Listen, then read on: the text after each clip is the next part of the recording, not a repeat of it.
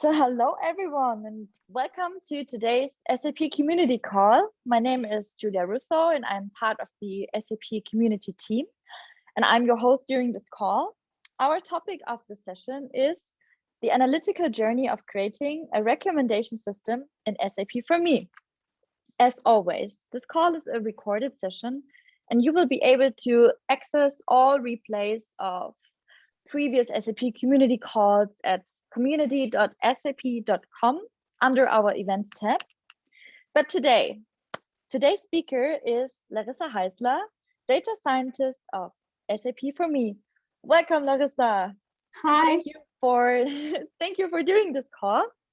So now, before I hand over, I would like to make you aware of the Q&A button down below in the menu bar, where you can already raise your questions during the presentation. And please do not choose the chat option to raise the questions. And after the presentation, we will address all of your questions, promise. So, Larissa, the stage is yours.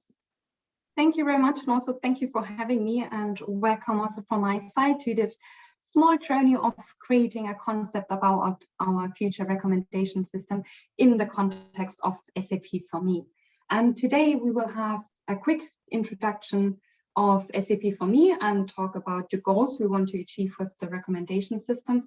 We also will have a look on the different types of recommendation systems and what kind of challenges are coming with them. And at the end, we will have a small outlook. And allow me to quickly introduce SAP for me to those that are not yet familiar with our new website. And SAP for me is a new portal that is targeted towards the customer audience as well as the partner audience. And we are aiming to be like a one-stop shop for all the important information you would need in order to interact with SAP in general. And we are also, on top of that, aiming to have a very clear and well-defined user experience. For example, we structure our content in that format of cards to make our content easy to be consumed by our users. And an example of that you can see in those screenshots of SAP for me. And within that project, I am the data scientist and taking care of, broadly speaking, all the data science tasks, such as the recommendations or the feedback process. And even though the feedback process and getting customer insights is an incredibly interesting topic, today we will focus on the big spectrum and the big project of recommendations and what we have thought in the context of SAP for me for future recommendation systems. And I'm very happy to have the opportunity to present you our concepts, ideas, and also what we in general have in mind when thinking of recommendations. And the first, and I think the biggest question we need to answer first is, what are we actually trying to achieve with recommendations? And one of the biggest, and in my personal experience, or in my personal opinion, better to say, it's that recommendation provide an easy and fast entry to a website. And you can think of something like entering a new website, and you usually need to take some time to scan all the content and go through every piece of information and decide for yourself whether this is important for you or not. And some of the content you might find interesting, but also some of the content that is irrelevant for you. So recommendations can come in and provide you with that personal information, our personal experience. A personalized experience is the better way of saying, sorry, right from the beginning. And you don't need to be bothered by content and taking time to scan that content that is not really interesting for you. So that is one of the biggest benefits that come along with the recommendation systems. And then when you are on that new website and working with it on a daily or regular basis, recommendations can also help you and support you with your daily business. For example, ideally, recommendations would show you content highlighted or somewhere in the bundle that is needed for you to solve a task efficiently or go through a specific process. So you don't need to take the time to click through every content and search for the fragments that is needed for you to solve that process. And also recommendations should adapt to changing needs. And let me explain what I mean with that. And I think the best example is when we go back to that website that had no recommendations, so that thing we just thought of. But so they are not having any recommendation system in place, but they allow you to fully customize your website, which is on the one hand good, because when you're taking that effort of going through the content again and then selecting everything you need and discard everything that is not needed, this is 100% tailored to your needs. But what if your role change in 3 months, or you develop a new interest, or having new preferences or changing preferences? Then you would need to go back and update your dashboard or your working space and come up with, or discard everything that is no longer needed and add the new things that are now better fitting to your role.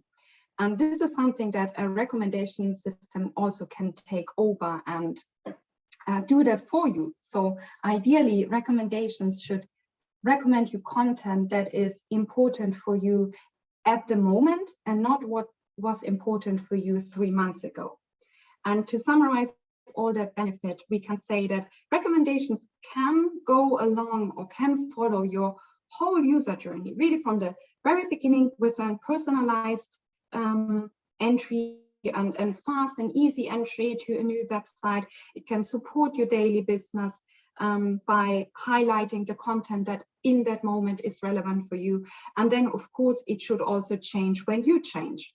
And I think we can agree that this sounds quite promising, right? But the question is, of course, how can we achieve that? And to answer that question, we need to have a look on the available options. And please keep in mind that I have not included all of the different types. For example, we have excluded association rules learning because this is targeted towards cross-selling products. And this is not our use case, or not our typical use case. So we have narrowed down a set of 3 different types of recommendation systems we want to have a closer look on. And those are knowledge-based filtering, collaborative filtering, and content-based filtering. And those can distinguish on one important factor, and that is the data source. And depending on the data source, the mechanism how we are making recommendations differ. For example, with knowledge-based filtering, we assume that we have an inference or an underlying knowledge about the user's preferences and needs. And with that information, we are able to map it against the things we want to recommend. In this case, I'm often speaking of items, and items could be like cards, as you have seen in the example of SAP for me, but it could also be news article, products, or content just in general. Just to keep that in mind when I'm talking about items, and so you don't be confused. And now jumping back to the knowledge-based filtering where we left off.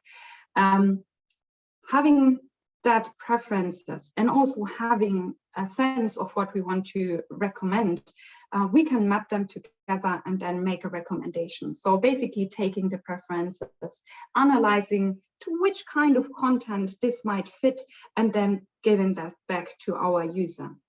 And at that, at this particular case, we are only having a look on one user and its preferences. And when we are now adding a few more players into the game and have a look on collaborative filtering, the data sources changes a bit, and also the mechanism behind it, because now we are taking, or we are recommending items, cards, for example, in the use case of SAP for me, that are, or we are making recommendations that are based on the similarity of users. So if users have same rating behavior, we can take this information to make recommendations to those users. And here our data source is the rating scores of the different users.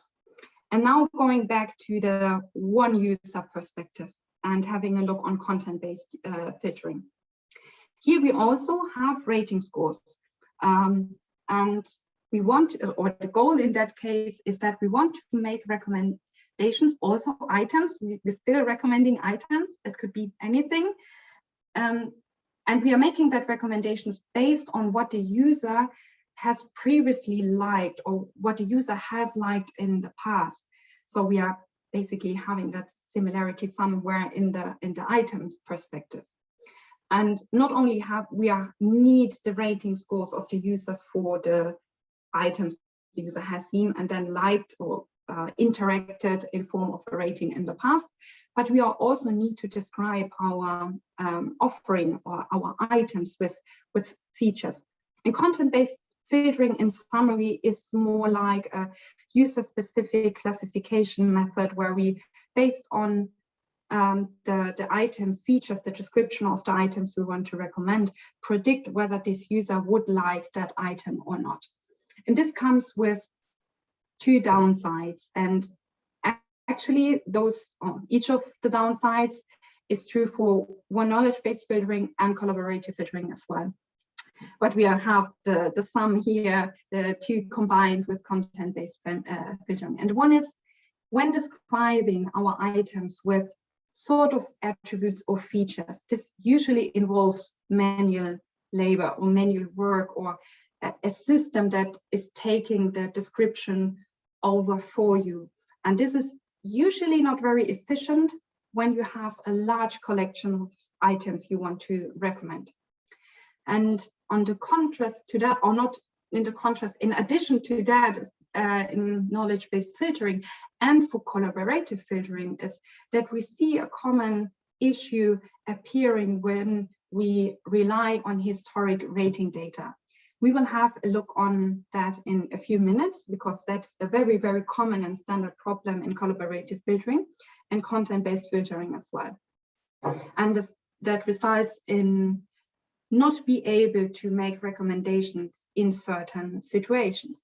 And since we now have two downsides combined in content-based filtering and only one downside to take care of in knowledge-based filtering and collaborative filtering, we said for our concept, for our journey we want to model, we are stepping away a little bit from content-based filtering and only having a deeper look on knowledge-based filtering and collaborative filtering. And now the question is, of course, which one did we choose? And to answer that question, we need to have a little deeper look in how they actually work.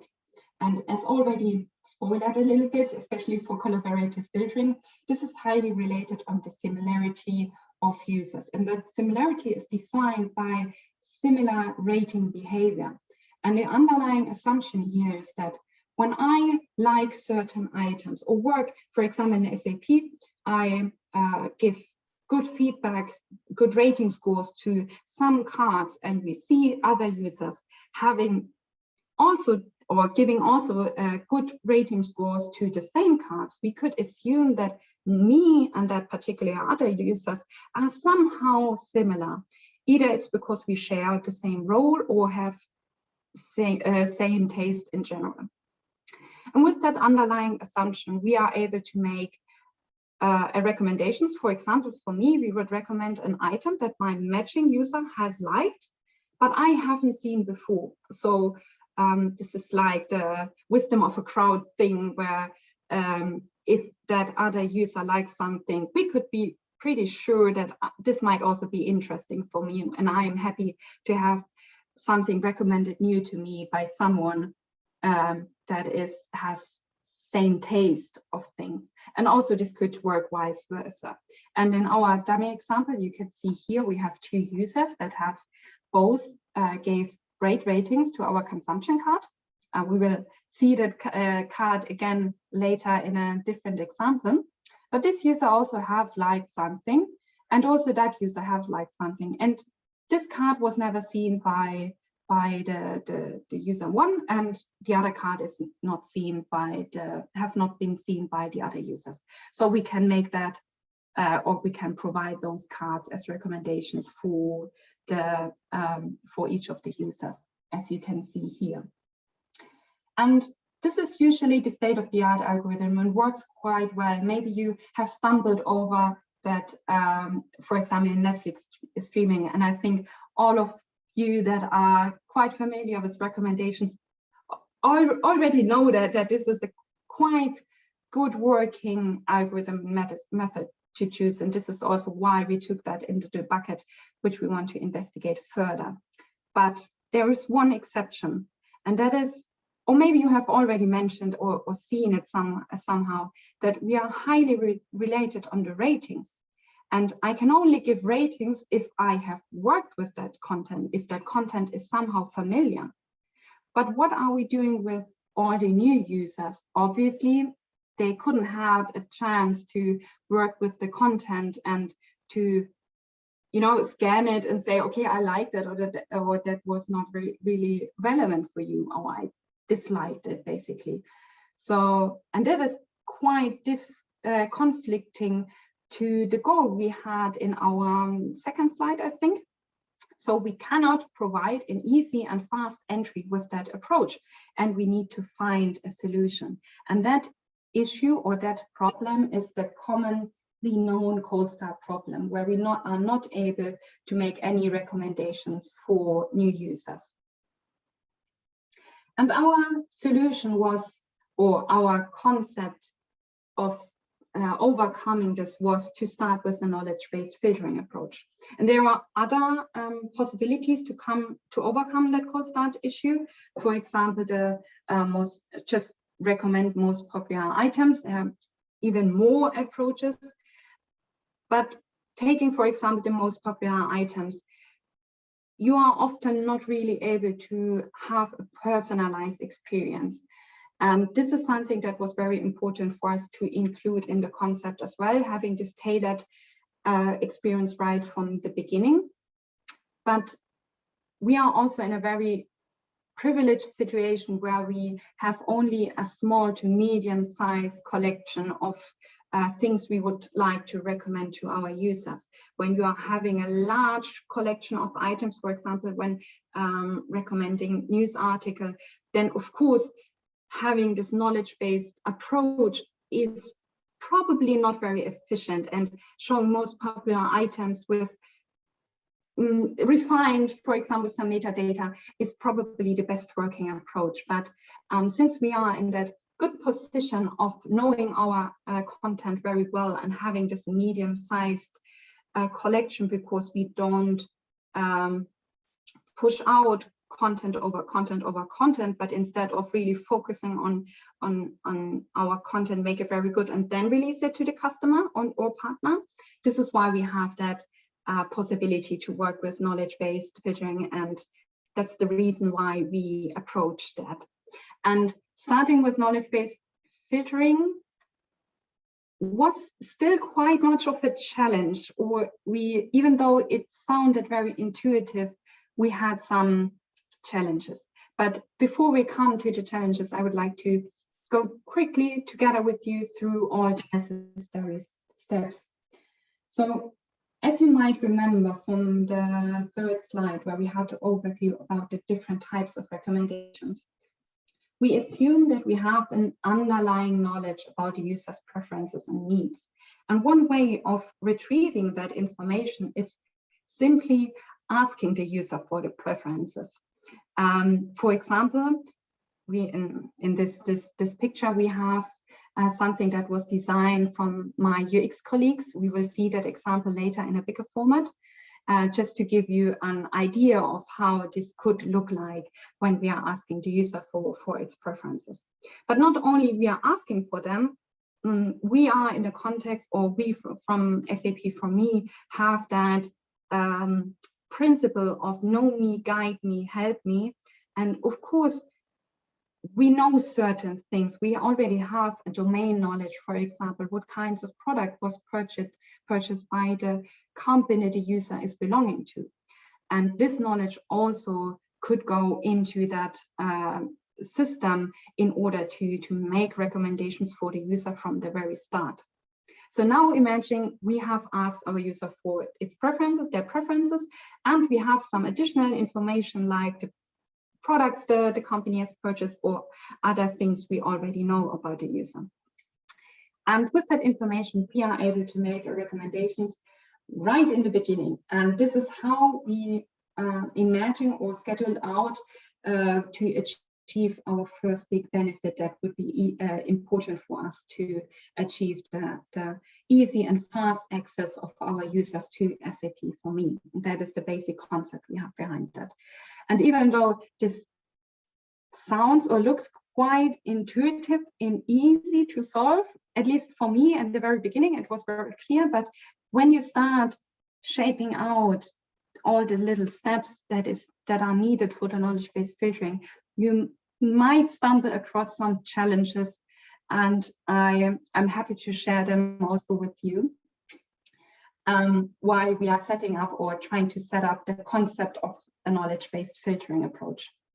And one of the one of the biggest root causes for our challenges is the strong dependencies between the preferences and the item description. And maybe you remember from the definition of how knowledge-based filtering works is that you need to somehow match them, and matching sounds so easy, but you need to find a key or something that is holding together or bringing together the preferences and the content attributes. So you need to fully understand what your content is in order to ask the user for their preferences, in order to bring it back to your content and decide, okay, for this particular user, I would recommend this content or cards. And for this user, I would like, or I think this content might fit best. And this strong dependencies was, and this iterative process, because we needed to circle back plenty of times just to have a good feeling and feel confident that we reached a certain level of quality where we are sure we would produce good recommendation results in future. But starting with the very first point, the repository of card attributes.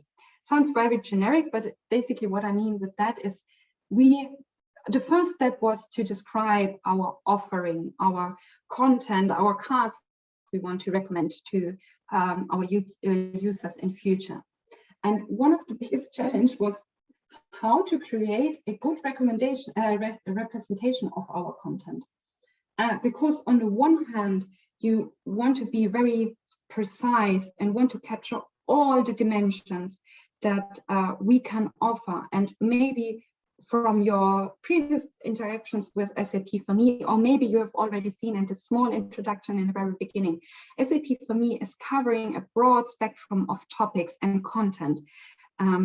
We having functionalities for, or our target is to have functionalities and services for a broad spectrum of users. So our content is always also very diverse. And of course, this should reflect in our description of our content. So we have, on one hand, the goal to be very precise and comprehensive, but on the other hand, we need to be it needs to be very easy and easy to understand. And of course, since this should also work in a few months, this needs to be maintained by people, and those people.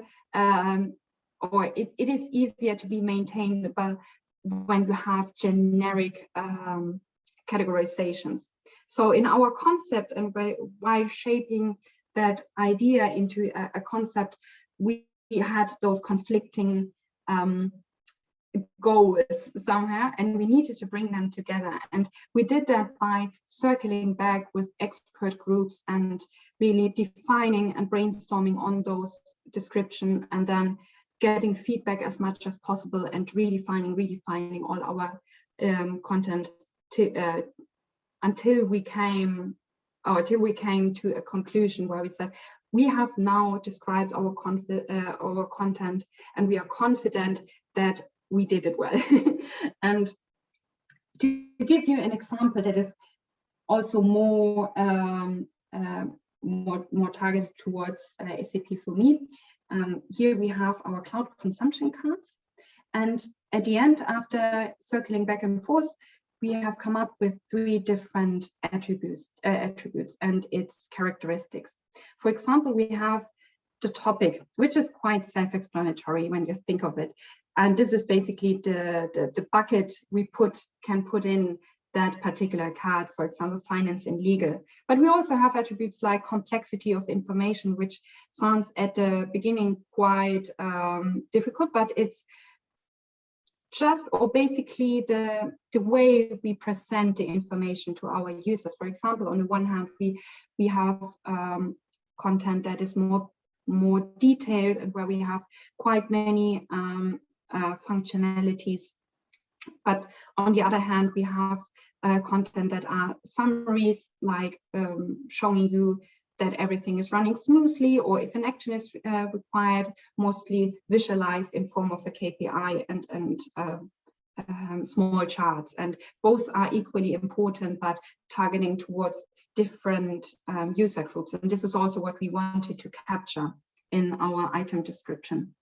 And then we have the key objects, which are also quite self-explanatory. It's basically the chunks of information we are showing on that particular item we would like to recommend. And of course, this is now in this concept or in theory where we target towards SAP for me. And please keep in mind that's only our concept and the journey towards a future recommendation system. But this basic approach can also be applied to more general versions as well, or more general use cases of recommendations as well. And having now our card attributes or our description of the content ready, we now need to bring it together with the preferences of the user. And one way of doing is asking specifically for the preferences of the previously developed or previously created attributes. And another challenge we have faced is how to translate that into good question phrasing, because here we also have 2 conflicting goals. On the one hand, we want to ask precise question and really get into the details, capturing the essence of the preferences. But on the other hand, it is very important for us at SAP, for me, that we have this nice and clearly structured user experience. And one way of achieving that is, of course, to have it very well structured and not to overwhelm our users then with content or with many questions. And also there are plenty of studies that have shown after you reach a certain amount of questions in a questionnaire, the users basically discard that, and this is also something we want to achieve. So our goal was to have it precise and well defined, but also don't overwhelm our users, only capturing the essence of the questions and yeah, make it quick and easy. And there we are circling back to our goal that we want to have an easy and fast access. And because this also applies to the whole construct that is dependent on the, or that is also dependent on the core algorithm, many of components that are influencing the whole success of that method. And what we also need to keep in mind is that, of course, we have plenty of characteristics, plenty of breakdown description of a certain attribute. For example, we have plenty of other topics. For example, we also have the portfolio and products topic, but we also support and maintenance, systems and provisioning. As said before, we are covering such a broad spectrum for our customers and partner that this should also be reflected somehow in the question phrasing. And I wanted to show you this nice example, this nice mock-up my incredibly talented colleagues Anna, Luisa and Elena have designed or mocked up for us. So we can show you, or I can show you how this could look like in a very condensed and easy consumable form where you want to ask for preferences. And I also included a second example of that nice mock-up where you can have a look how this could look like when you ask specifically for the key objects, for example. And now we are at the third step or last step, or maybe the first step again in our iterative process, and that is the internal investigation. Because even though we put a lot of effort in it and consulted a lot of experts in their fields in order to get feedback and in order to produce the best description of our attributes, and also are very confident that we translated it in well-defined questions, we are still not sure, because this is still only on our side and we haven't tested the whole system yet. And this is why we did an internal investigation back then a few months ago, just to be really sure that when we are releasing a recommendation system in future, that is working well, and that we really captured the essence of the preferences of our users, and we don't bother them with questions that have no influence then in better or worse recommendations. So we want to be very sure, and in order to do that, I quickly wanted to show you how we did that. So this was a joint effort, and many colleagues participated in setting this up, which was very cool. And the method behind that was we have presented them the questions about the preferences and asked them if they could give us their preferences. And then on a second step, we have provided like a repository or a catalog of our items we had in mind, what we could recommend then in future to our users, like, for example, cards with the content in it, and ask them, if you would think of a dashboard you could fully customize, what were the items you would choose, and in which items you are really interested for you? So what are the most relevant items for you? And with that very important information, because this is our gold standard, that the thing we want to reach with our recommendations, ideally, I mean, that is not true in reality. You never reach 100%, but this is something we would aim for, to really capture with our recommendations what our participant have selected as their preferred content on their theoretically customizable, or I'm not sure whether this is an English word, but I hope you get what I want to say. But if you give them the full customization, and that would be the results if we are achieving that, or if we are in the right direction. And actually we made some very interesting insights, and that was that our first 3 questions that we have set up as our basic idea, as our concept, were working very well. So having that information, having those preferences leaded to really good recommendations results. But on the other hand, with our 4th question, we saw they're not really giving an information gain. So having that information didn't have any influence in providing better recommendations.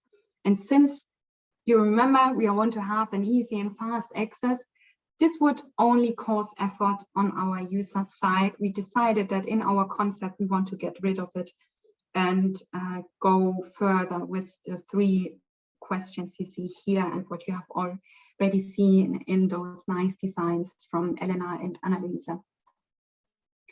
And actually, this whole process is still not over. We are still circling back and forth and gathering more insights, more feedback in order to shape this good user experience with the recommendations.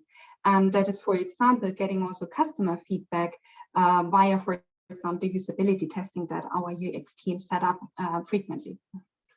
So we're still gathering interesting insights, and yeah, to show you the dependencies, we are still circling back and forth, and those dependencies are really the key challenges to solve when setting up a knowledge-based recommender engine.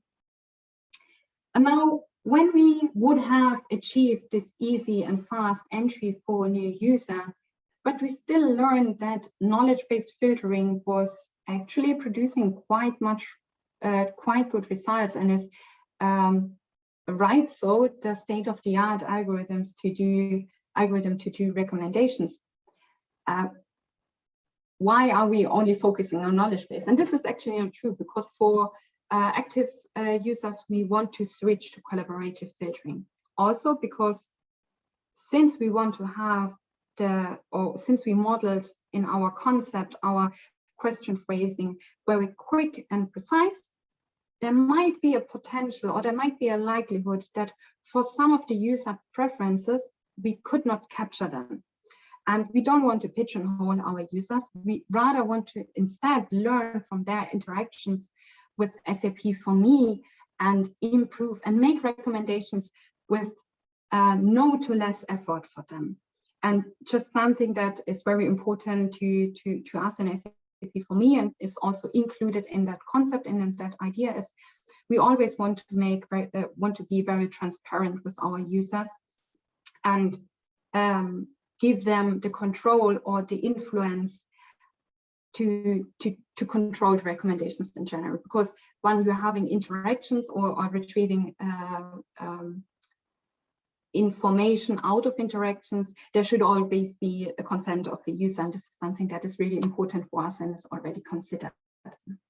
Okay, circling back to the collaborative filtering approach, and you might remember that slide from earlier, and maybe you have already seen it, and that is that we are highly dependent on the rating data. And maybe you already have asked yourself, how often are you giving ratings to items, to content, to articles, or to products you have purchased? And in my personal experience, I only give ratings when I'm very frustrated and the expectations weren't met at all. And this is mostly true for a vast majority of the users, that we have a big lack of rating scores. And now the question is, of course, how are we able to make recommendations when big chunks of our data on which we rely on is missing? And this is also a very common challenge of collaborative filtering approaches, and can be solved in many different ways. And I just want to present you the concept we have figured out to get those feedback values, especially the ones that indicating us that the user has liked this particular item or content card in the context of SAP for me. And to answer that question, or to give you an overview about that concept, let's step back for 1 second and talk about the different types of feedback. We have explicit feedback on one hand that is directly given by user, and you already have seen it in that session, because that usually is the ratings, for example, or it could also be thumbs up, thumbs down, or written feedback, just feedback that is directly given by the user. And since we have no agent in between, or since we don't need to interpret something, we have that clear direction towards us. This is strong feedback with high information value. But as said earlier, we often don't have that very valuable feedback. But instead, we could have something like implicit feedback, feedback that is derived by us from the user interactions with, for example, SAP for me. It could be something like a user has worked with a certain type of card, or has added it from something like a repository where you could find all the content that is available for a specific website like SAP for me, just generally speaking. And with that information, you are able to make an assumption if we see that interaction that could be indicating that the user liked that content or not. But since there are a lot of uncertainty, this is considered as a weaker feedback with less information value. And to make a point on that uncertainty, think of, for example, I think everyone has stumbled across news article recommendations or some YouTube recommendations, for example, and there was clickbaiting in the title, and you clicked on it because it was tempting, or you thought, that sounds interesting, and you click on it, and when you watch it or when you read it, you realize, oh, actually, I'm not at all interested in that, or that topic in general is not relevant for me. But we on our side, we have seen as as a click. So we thought, oh, you clicked on it, so you seem to be interested. So we need to be very careful with that information and pair it with other dimensions or with more implicit feedback to have a very clear picture of what the user has liked or potentially will like and what is irrelevant for the user.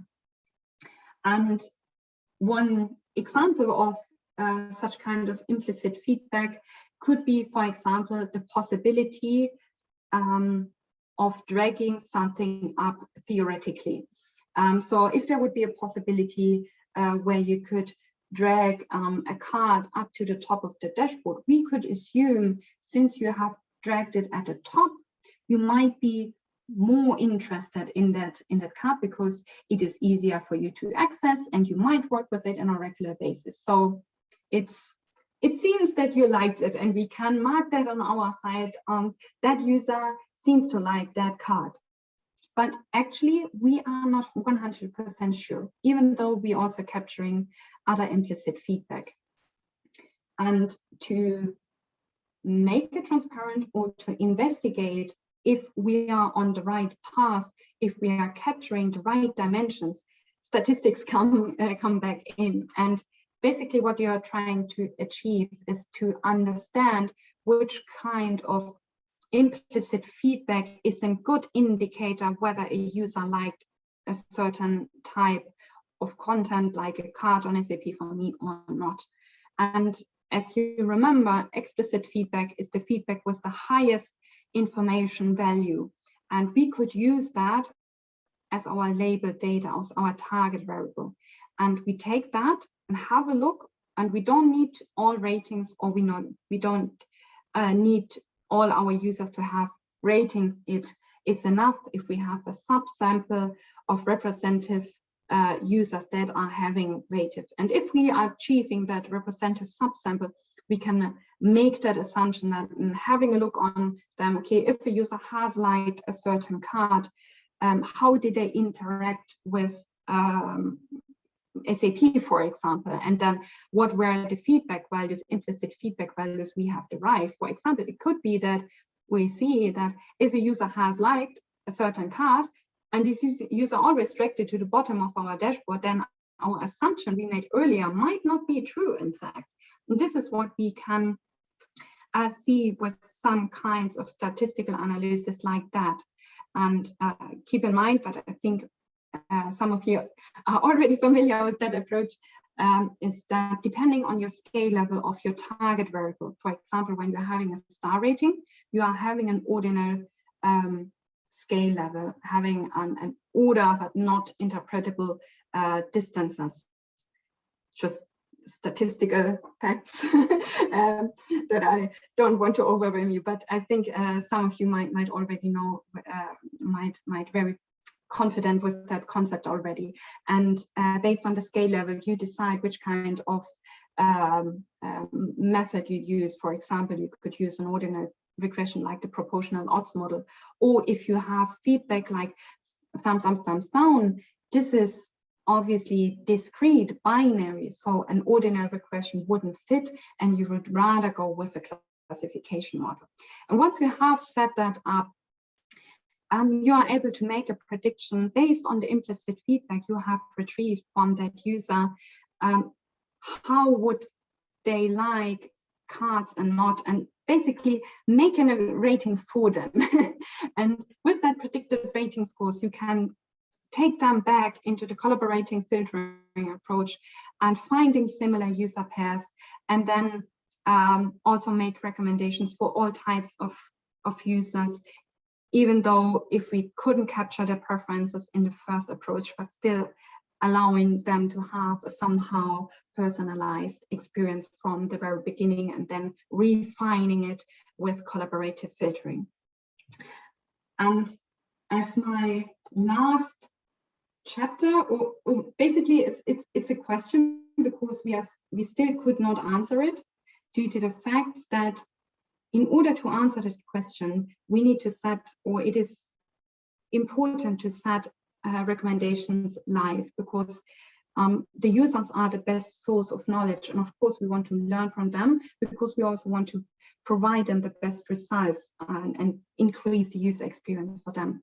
And when thinking of bringing them together, of course there are common concepts like hybridization of recommendation systems, where you could, for example, calculate the weights, so that the influence of each recommendation approach on the success of a recommendations, and a success of a recommendations could be defined as something like the user has seen the recommendation and clicked on it, and in the best case gave feedback.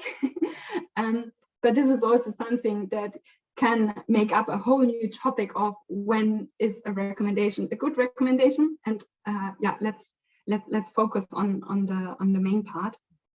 But when we have that information, we could weight, for example, each recommendation result and then come up with a final one. Or we would start with, for example, knowledge-based filtering or collaborative filtering, and then refining the list of that recommendation approach with the results of the other one. So there are different possibilities to bring them together, but we always stumbled across one question, one big question, and that is, what if we see conflicting behavior? For example, what if the user has told us in the preferences that he or she is very much interested in a certain type of content, but when they are on SAP for me, we discovered that actually they are working with a completely different topic or kind of topic. So we need to bring them together and ask ourselves, when is behavior over preferences? And preferences is explicit feedback, which is by nature very meaningful to us. So those questions can only be answered when getting the feedback on which recommendation approach or which combination of recommendations really succeeded or resulted in better recommendations for our users. And with that said, I would like to end the presentation. Thank you for listening to our concept and what we have in mind with our future recommendation system. And thank you for having me here. And last but final question is, do you have any questions so far? Thank you very much, Larissa, for this amazing presentation. I think it was really insightful for everyone. I saw that we have one question in the Q&A. So I would like to ask you that question from a participant. So in terms of collaborative filtering, how did you define similar users, e.g. size of the company? Sorry, could you rephrase the last part? I didn't hear it properly. Yeah, in terms of collaborative filtering, how did you define similar users, e.g. size of the company? Size of, as you mean within their company? Maybe is the question asker here in the chat or in the should I unmute you and you can ask your question by yourself maybe? Okay. Maybe I can just try to answer the question as I understood it, but of course I don't want to force someone to speak publicly. So if you want to, I can just try to give an answer and you can let me know in the chat if this satisfied your answer or not. Okay. Yes, sure. Okay.